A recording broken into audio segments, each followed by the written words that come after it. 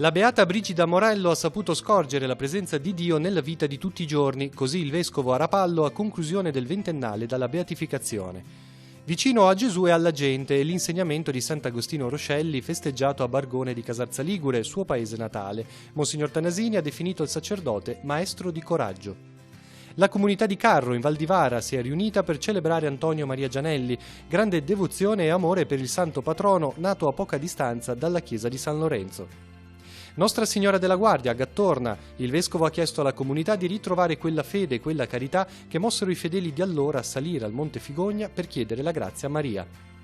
La sfida di oggi è salire in alto per assumere lo sguardo che Dio ha su di noi, è il messaggio emerso durante i festeggiamenti di Nostra Signora della Guardia a Velva.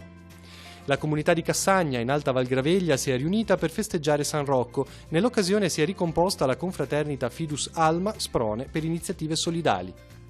E infine è iniziato il 31esimo viaggio apostolico del Papa in Africa meridionale, prima tappa in Mozambico. Abbiamo intervistato padre Sergio Faedi, missionario della Consolata nel paese. Buonasera e bentornati a Noi Chiesa. Anche in questa puntata grande spazio alle feste che in questo periodo si sono svolte in numerose parrocchie del nostro territorio. In apertura parliamo in qualche modo della vita dei santi e dei beati celebrati appunto sul territorio della nostra diocesi. Iniziamo dalla beata Brigida Morello, che è stata festeggiata nei giorni scorsi a San Michele di Pagana a Rapallo. È stata inaugurata una mostra dedicata alla beata ed è stata celebrata la messa presieduta dal vescovo diocesano, il quale ha detto: la beata Brigida Morello ha saputo scorgere Dio nella vita quotidiana. Sentiamo.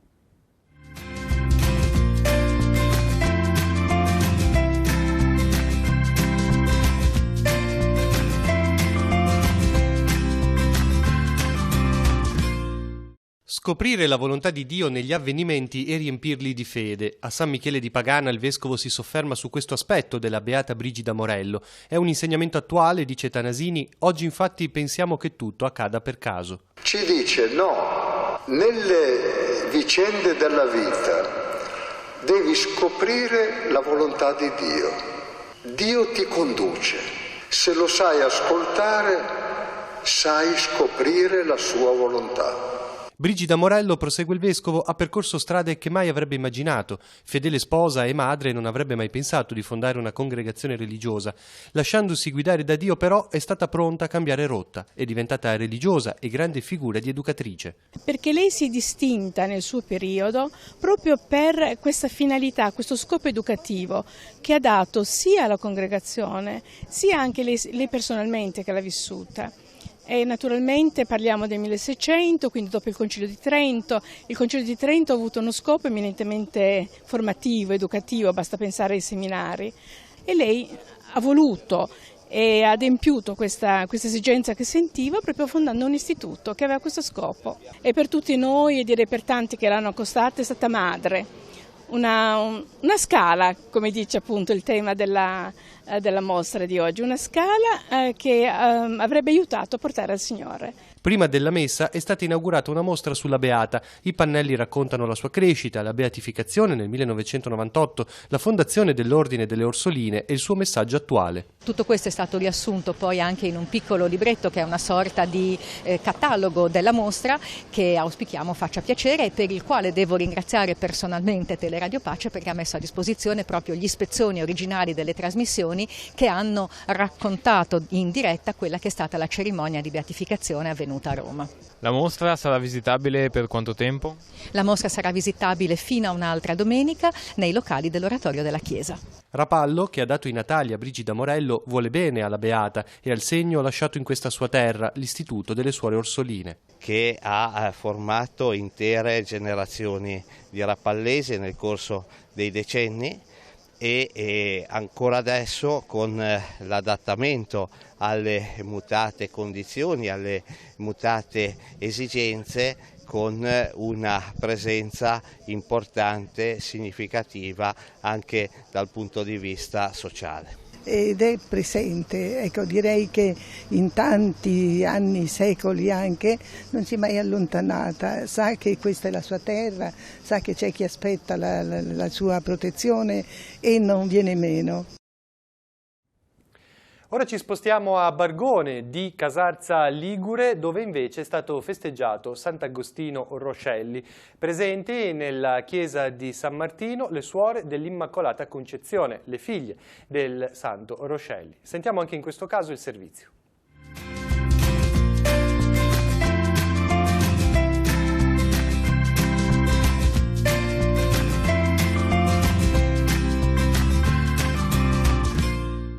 Sant'Agostino Roscelli è maestro di coraggio perché legato a Gesù e alle persone. Nella festa dedicata al patrono della valle, celebrata a Bargone, paese natale del santo, il vescovo recupera le parole del Papa nella lettera ai preti di tutto il mondo e si sofferma sul termine coraggio.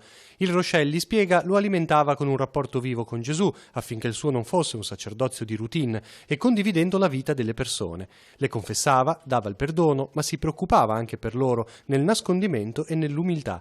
Per Monsignor Tanasini questo amore per il prossimo deve essere anche oggi di tutti i cristiani. Ad essere legati gli uni agli altri, ad essere popolo del Signore, ma un popolo compatto, e reso compatto proprio dalla carità, dal guardarci con affetto, dal portare i pesi gli uni degli altri, come dice l'Apostolo Paolo, superando tutti i possibili risentimenti o motivi di divisione. A Bargone c'erano le figlie del Roscelli, le suore immacolatine. Alcune di loro hanno festeggiato il giubileo di professione: suor Amata Laghibe, suor Cecilia Albornoz Sid, suor Laura Pizzi, suor Teresina Borrelli e suor Elisabetta di Gesù Ruoci. Sua Santità Papa Francesco, mentre si associa alla loro riconoscenza a Dio per la chiamata di speciale consacrazione, esprime l'auspicio di una perseverante fedeltà agli ideali della vita consacrata, nella totale dedizione al Cristo. Nell'invocare su di loro, auspicia la Vergine Maria, una rinnovata effusione di favori divini per un sempre generoso servizio alla Chiesa. Animato da viva carità, il Sommo Pontefice imparte di cuore l'implorata benedizione apostolica, che volentieri estende alle consorelle, ai familiari e a quanti partecipano al Sacro Rito. Dal Vaticano, 8 settembre 2019, Cardinal Pietro Parolin, segretario di Stato di Sua Santità.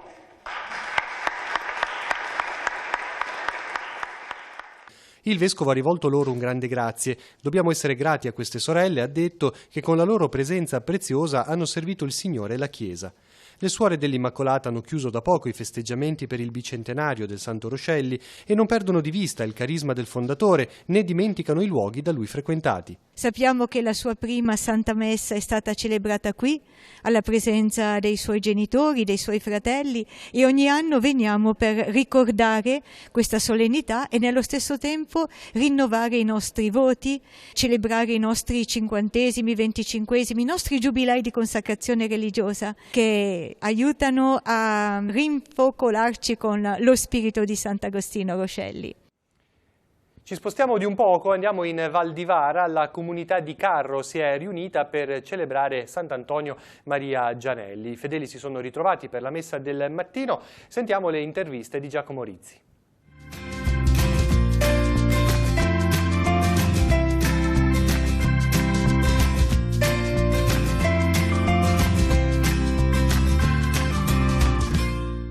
Era il 25 agosto 1835 quando una processione penitenziale guidata dall'arciprete Antonio Maria Gianelli ottenne la grazia alla Madonna dell'Orto affinché Chiavari venisse risparmiata dal colera.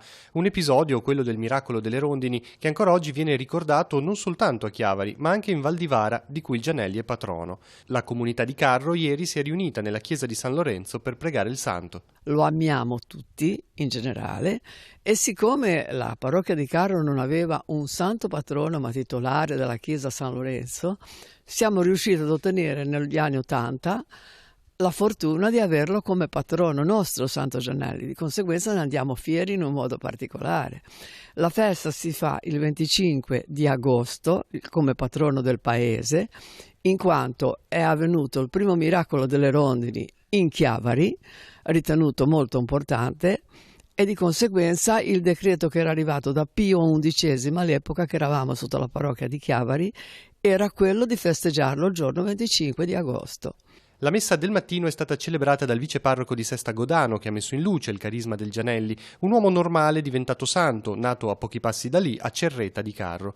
Tutti, anche oggi, ha detto il sacerdote, possiamo fare della nostra vita un capolavoro. Noi incontriamo tutti i giorni dei santi nelle vie che percorriamo, per cui sapere che qui nella nostra zona è vissuto e si è sviluppato poi questa grande figura, poi è diventato anche pastore d'anime, che è diventato vescovo di diverse comunità parrocchiali, penso che sia importante, anche uno sprone per noi a farci santi nel nostro modo. Non saremo come Sant'Antonio Gianelli, però a diventare santi, nelle nostre piccole azioni quotidiane. Uno degli insegnamenti di San Antonio che può essere più attuale in questa nostra realtà di oggi? Sicuramente l'instancabile ricerca della volontà di Dio. Sembra scontato, ma lui veramente in ogni sua scelta, in ogni sua azione, anche pastorale, ricercava in tutto e per tutto quella che era la volontà di Dio. Penso che anche noi dobbiamo ricercare sempre quello che Dio vuole da noi nella vita di tutti i giorni. In serata la processione ha attraversato le vie del borgo con la statua del santo conservata in oratorio. Un'occasione per tutti per riscoprire le radici della devozione e gli insegnamenti del Gianelli. L'insegnamento dell'umiltà, di essere disponibili, infatti non mi ordina niente nessuno, ma in parrocchia cerco di dare il massimo di quello che sono le mie possibilità, anche perché non ho più 20 anni, ecco. Quindi cerco di collaborare proprio come avrebbe fatto Gianelli e ci tengo molto, è il nostro santo, mi ci portavano da piccola, mio papà mi portava a spalla che non c'era ancora la strada asfaltata come adesso, non si poteva andare con i mezzi, quindi c'era un pezzetto di salita da fare per arrivare alla casa del santo. Io mi ricordo che da piccola mio papà mi portava a questa festa a Cerreta, quindi è una festa a cui ci tengo in un modo particolare. Adesso andiamo in Val Fontana Buona e parliamo di Nostra Signora della Guardia festeggiata a Gattorna. Il Vescovo ha chiesto alla comunità di ritrovare quella fede e quella carità che hanno contraddistinto i fedeli di allora e che li hanno portati a salire sul Monte Figogna per chiedere la grazia a Maria. Il servizio è di Andrea Capitani.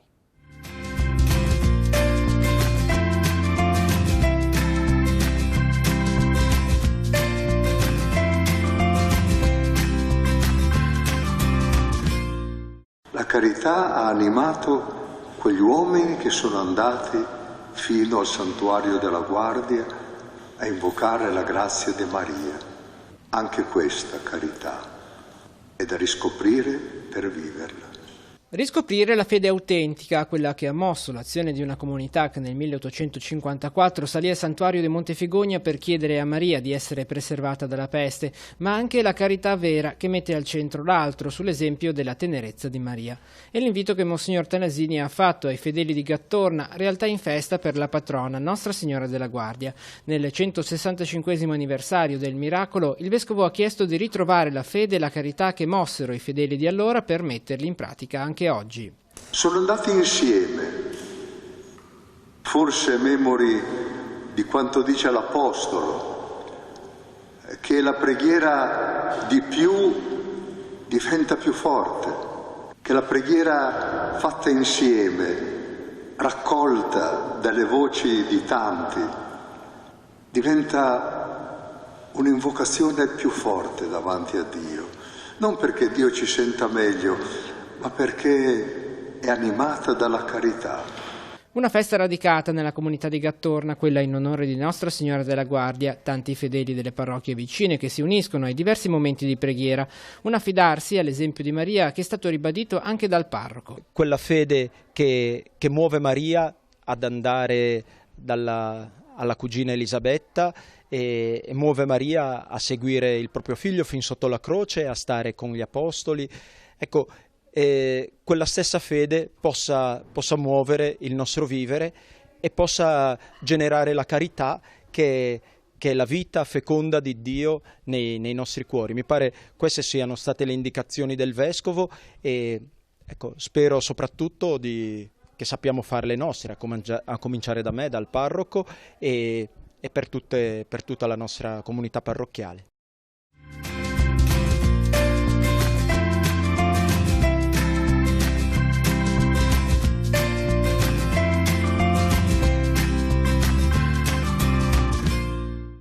La sfida di oggi è salire in alto. Nella messa al santuario di Velva, il vescovo ricorda la richiesta di Maria a Benedetto Pareto sul Monte Figogna, far costruire una cappella lì dove era apparsa. Una cappella che si trova in alto, appunto. Dal monte si vede Genova, è una visione di pace. Salire, dice Monsignor Tanasini, ci permette di ritrovare il valore della vita e rendersi conto che è possibile staccarsi dai problemi e guardare tutto con gli occhi di Dio, riscoprire le cose alla luce della fede e della ragione. E allora le nostre piccolezze, i nostri conflitti, le nostre gelosie partono. Se noi saliamo là, non possiamo non scendere senza desiderare di abbracciare, di riconciliarci, di desiderare serenità vera, fraternità profonda, salire in alto, guardare con gli occhi di Dio, scoprire la piccolezza delle nostre questioni, dei nostri affari. La festa da tempo riunisce le comunità di tutta la valle e anche della porzione spezzina. La preparazione, per esempio, si è svolta insieme ai fedeli di San Pietrovara, Torza e Tavarone, un cammino culminato nella celebrazione di questa mattina. Questo santuario è un punto proprio di unità. Unisce particolarmente le due diocesi, la diocesi di La Spezia e la diocesi di Chiavari, e anche in queste celebrazioni già da un po' di anni c'è questa partecipazione quest'anno di tutti e due i nostri due vescovi, che è un segno bello di unità, è un segno veramente di comunione. Maria che continua sempre a radunare i suoi figli.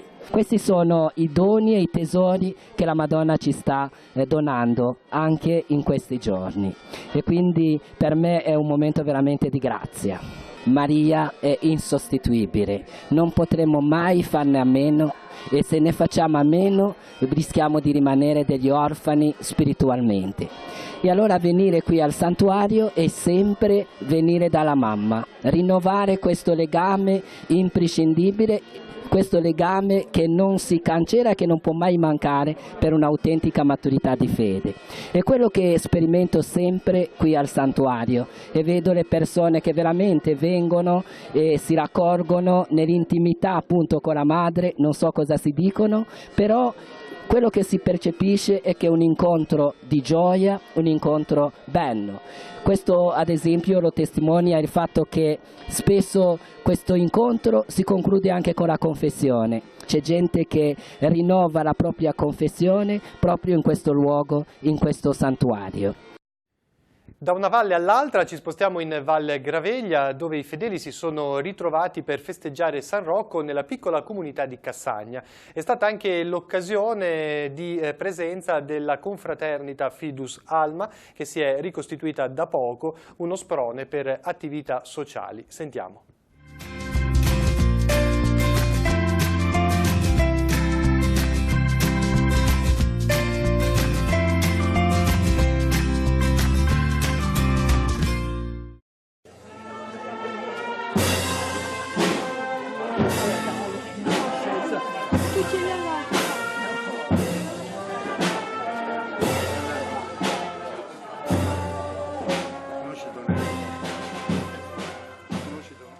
Come è stata preparata questa giornata? Cercando di coinvolgere un po' di gente, no? Sia per la sagra, che comunque è sempre molto importante, è sempre un momento di ritrovo per la comunità, e sia anche così per la celebrazione liturgica, no? Sono tante piccole cose, anche cose molto semplici, che comunque danno il segno di una comunità che si riunisce e che si ritrova attorno al suo santo patrono. Pensare il basso numero dei residenti qui a Cassagna e di raffronto invece il folto numero di partecipanti che abbiamo visto qui. Sì, infatti, concordo, perché qua d'inverno ci stanno più o meno una decina di persone, 10-15 persone, invece quest'oggi si è riunita tutta la comunità, tutte le persone che abitano giù in Riviera, un po' di amici, un po' di simpatizzanti, e insomma è stata una festa semplice ma interessante, devo dire. Che cos'è questa confraternita e le ragioni della presenza a Cassagna? Intanto è una confraternita che nasce da un atto d'amore, perché Fidusalma, poi il nome di Fidalma, che era la moglie del priore Giovanni De Martini, e questo è stato un motivo per metterci assieme, e sono quelle attività che poi si fa volontariato. Abbiamo fatto anche delle donazioni, abbiamo donato un'auto a un comune dell'entroterra che aveva bisogno, e poi in futuro faremo altre cose, pubblicazione di un libro e altre cose che si fanno così, sempre in aiuto. Il legame con Cassagna? Il legame con Cassagna sono stato tramite la mia conoscenza con Nascio, con Cassagna. Del 14 fece la scultura di San Rocco con un albero, tra l'altro, di Cassagna, che invece di demolirlo ho preferito fare San Rocco. E quest'anno ho voluto, siccome c'era una casa così in restauro, pensavo di camuffarla con questi teli antipolvere, e poi mi è venuto in mente di raccontare un po' la storia dei minatori e della vita di Cassagna, e poi ne è nato anche un gioco così sempre di rispetto verso quelli che ci hanno preceduto. Adesso a Cassagna ci saranno nemmeno 10 persone che ci abitano, negli anni 70 circa 150 persone ci hanno vissuto. Quindi un'opera di restauro che è stata l'occasione per raccontare una storia. Sì, intanto ho portato delle persone nuove che non c'erano mai state e sono rimaste contente. Devo dire l'ospitalità di Cadanona, di Brinardello, che tra l'altro è un cognome storico qui della Valle, insieme ai Pagano, insieme ai Rossi, eccetera, eccetera. E ancora una volta mi sono reso conto che c'è sempre questa bella competizione tra Nascio e Cassagna, e di chi è il ponte di Nascio della Cassagna. E invece è stato un pretesto però per fare in modo che ci fosse una gara che ha portato innanzitutto negli anni 90 a rinnovare l'oratorio di San Rocco, che ne aveva di bisogno, con le mangiate che si faceva nel bosco sia a Cassagna che a Nascio.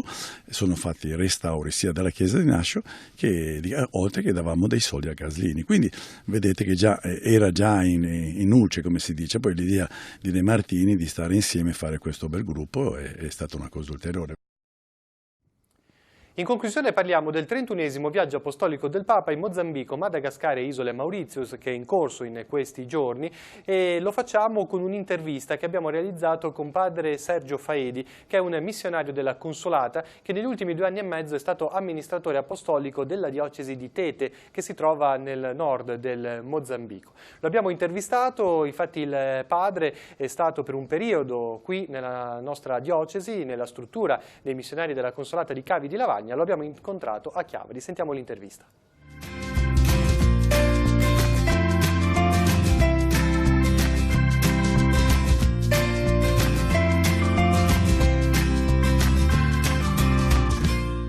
«21 anni di attività missionaria in Mozambico. Intanto può descrivere qual è l'area dove opera?» Attualmente mi trovo nella diocesi di Tete, nel nord del Mozambico.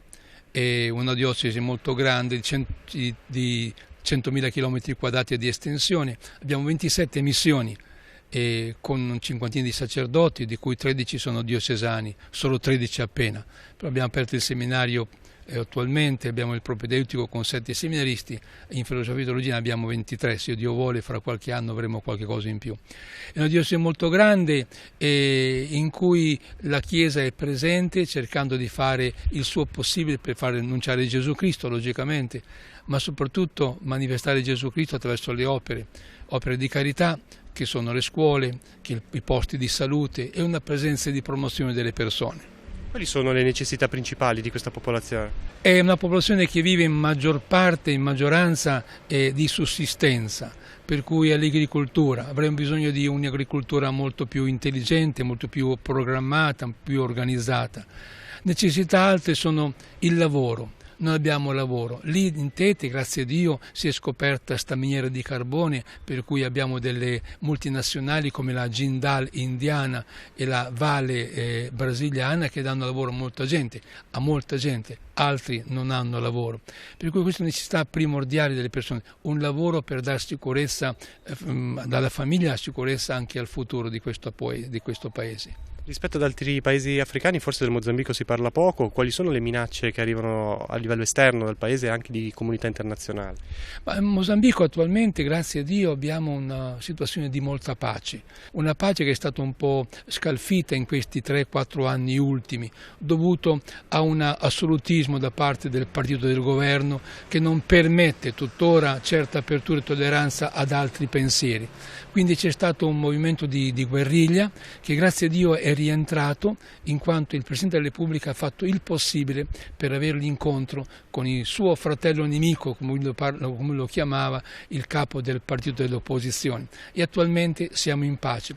Addirittura qualche settimana fa è stato firmato un accordo di resa delle armi perché c'è interesse di mostrare al Santo Padre Francesco, mostrare un paese rappacificato. Infatti lo slogan di questa visita è pace, riconciliazione e speranza. Torniamo alla visita del Papa. A settembre arriverà a Maputo, però la popolazione anche della sua diocesi come si sta preparando a questo momento? Sono già alcuni mesi, stiamo preparando le persone perché andiamo tutti giù a Maputo ad accogliere il Santo Padre. Il Papa per noi è un punto come cattolici di grande riferimento. Il Papa è il Papa, non si discute. In Africa il Papa è tutto, il capo della Chiesa cattolica, il vicario di Gesù Cristo, c'è una venerazione molto grande rispetto al Santo Padre. E poi noi siamo debitori praticamente al Papa perché 30 anni fa il Santo Padre Giovanni Paolo II nel 88 venne visitato il Mozambico in guerra e disse: ma perché in guerra sto paese? Qua cosa fa la Chiesa? Il cardinale Alexander, il vescovo di Maputo, disse: non possiamo fare niente perché qualcuno che possa dissentire dal governo è subito messo a morte, non si discute. E allora lui ha iniziato un processo silenzioso di stimolo di parte dei vescovi perché si iniziasse questo processo di pace, e quindi sappiamo tutti che il Papa è alla radice di questa pace.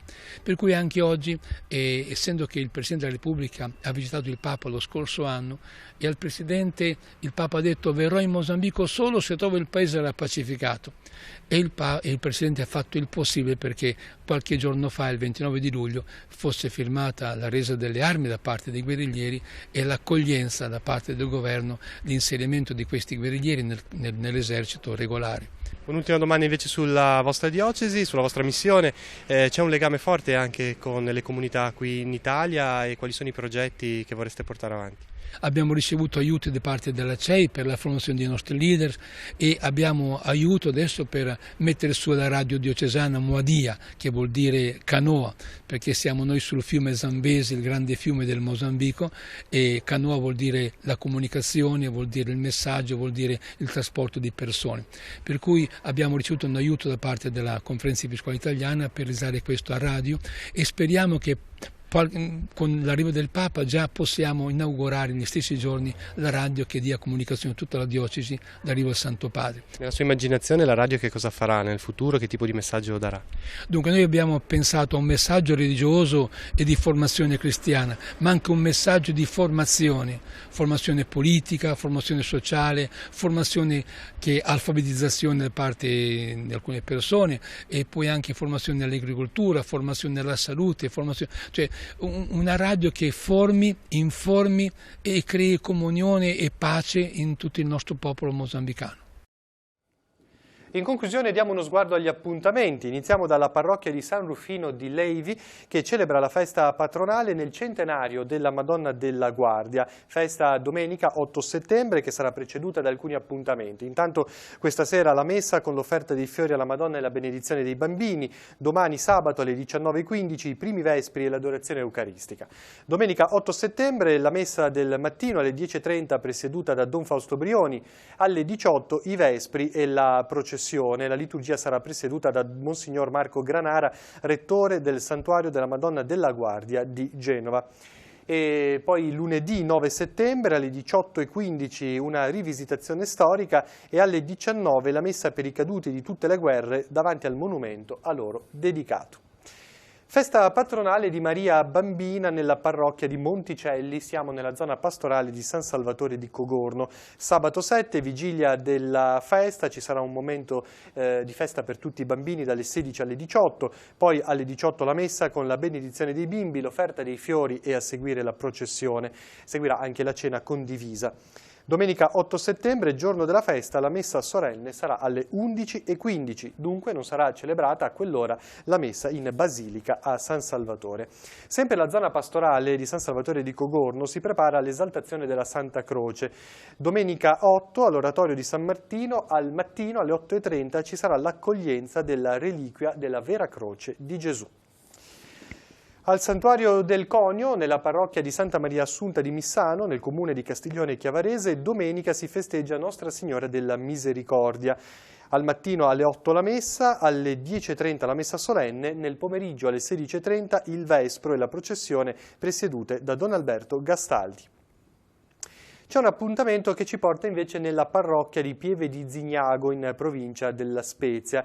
Il santuario della Madonna del Dragnone, che sorge a 1000 metri sul monte omonimo, l'8 settembre osserverà un momento di festa per la Natività di Maria. La popolazione di tutte le valli saliranno al santuario per questo momento appunto di festa. Lo ripeto, l'8 settembre al santuario della Madonna del Dragnone.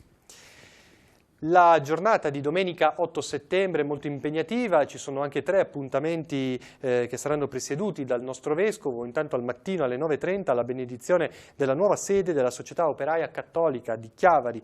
Alle 11 la messa nella chiesa di Francolano, dove si terrà anche la benedizione del nuovo tabernacolo.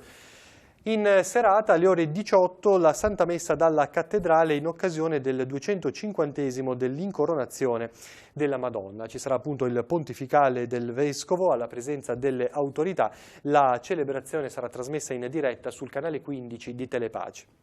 E concludiamo con un momento di festa che riguarda la parrocchia di San Bartolomeo. Siamo a Borzonasca, in località Villetto, conosciuta anche come Chiesuola. Parliamo della festa della Madonna della Consolazione, messa alle 11 del mattino nella chiesa parrocchiale e poi alle 20:30 la messa, la processione e la benedizione finale. Con la pagina degli appuntamenti si conclude il nostro consueto spazio di Noi Chiesa. Ci ritroviamo venerdì prossimo. Grazie per averci seguito e buon proseguimento con i programmi di Telepace. Arrivederci.